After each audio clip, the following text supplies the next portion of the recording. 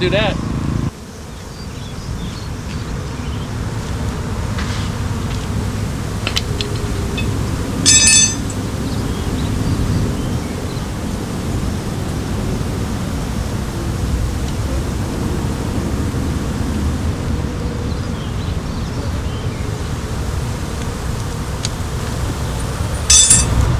There's a fourth bolt. I didn't see. I think there's a fourth bolt. I think. No. There they are, folks.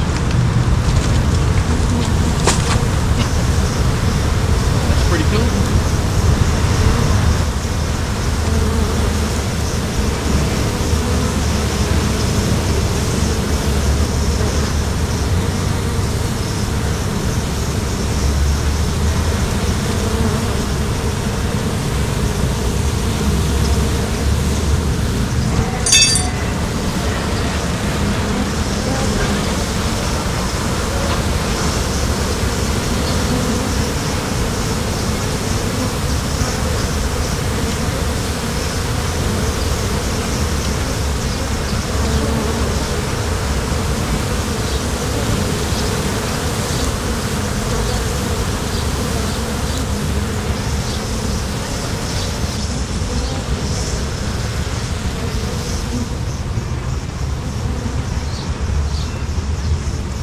So this isn't the first spool that I've removed these from. It's probably like, I don't know, 6th to 7th over the years. This one so far is probably going to go textbook. Top came right off. And I've seen them where these boards would just fall apart. They'll open up like an umbrella in reverse. Or like an umbrella, rather. And these beads have been here a while, so propolis and the comb and all that's probably holding everything together. I still want to get this cable off so that I can remove individual boards while I do the removal process. I think it'll make things a lot easier. Really the only way to get the boards off. Well,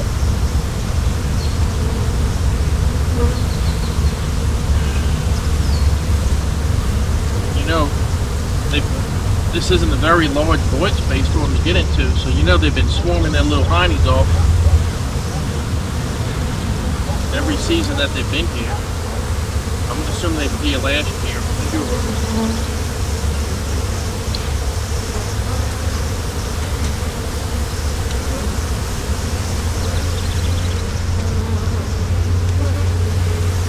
Be firing up the vac for a second.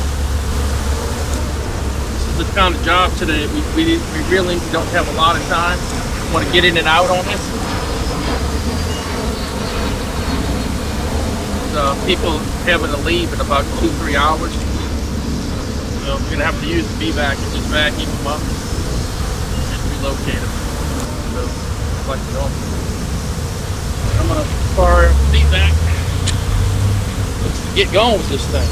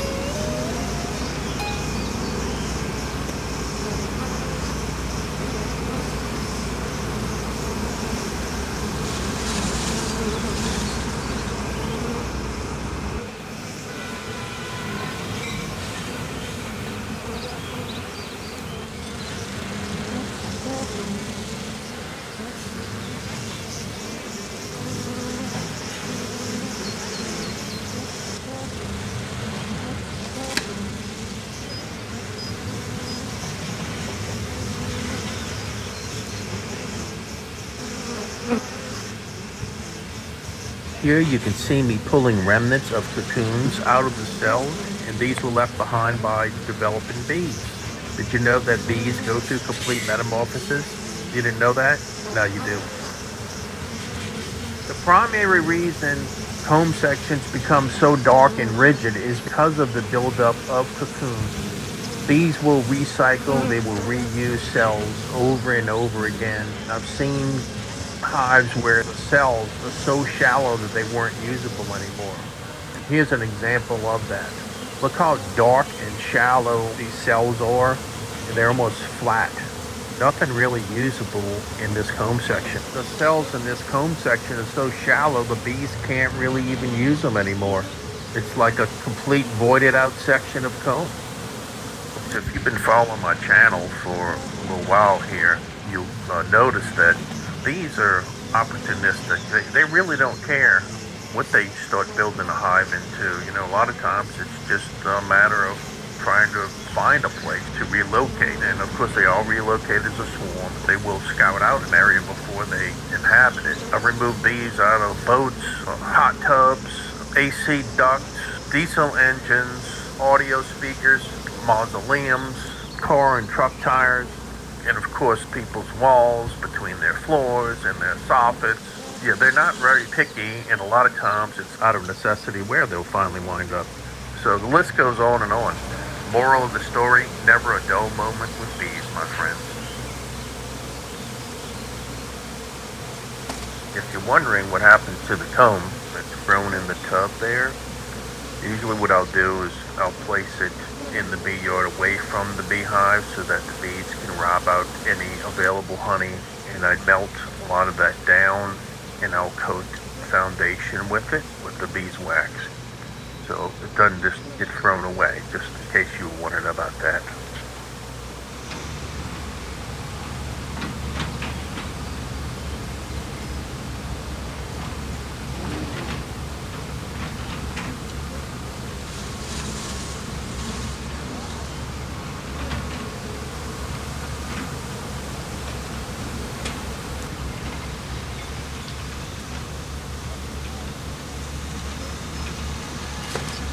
To secure the comb sections to the frames, I usually use number 33 rubber bands, but you can use string, wire, whatever the bees will utilize to attach comb sections to the frames.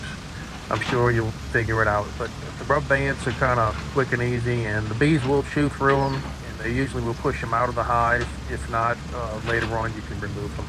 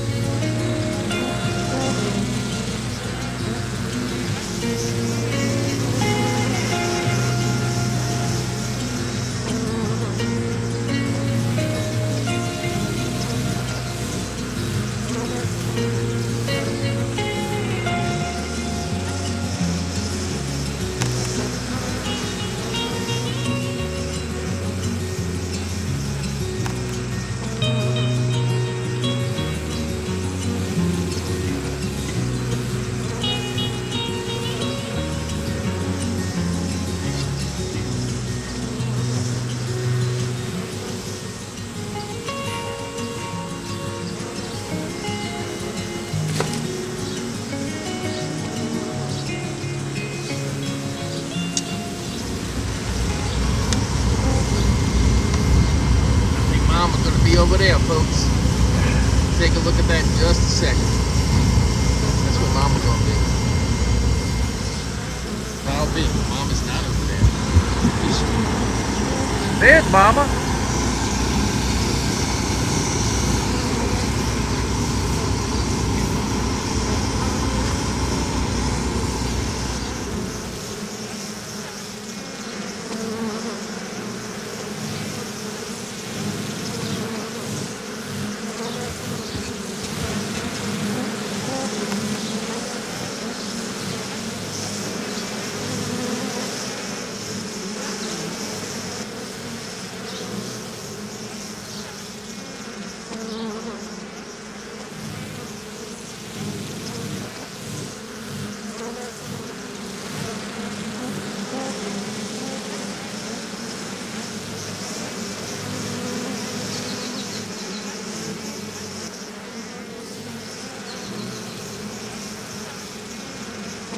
You know, I've had quite a few people say, you put her in jail.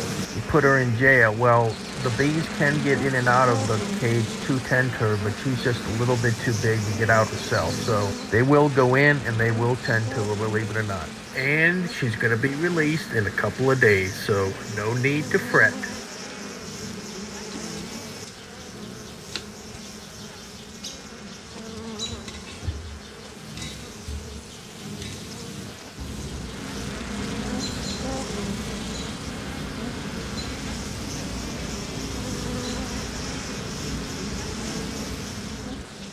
I'm securing the caged queen on one of the frames.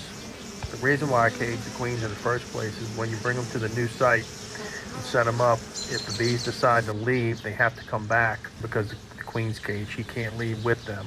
If you've been doing this long enough, you'll realize that that is the case often enough. So usually after they've attempted to leave, maybe 2 or 3 times, if they're going to try to leave, they usually get the message and they'll start building the comb, and then you can release the queen. They usually won't leave after that, but it's just a precaution.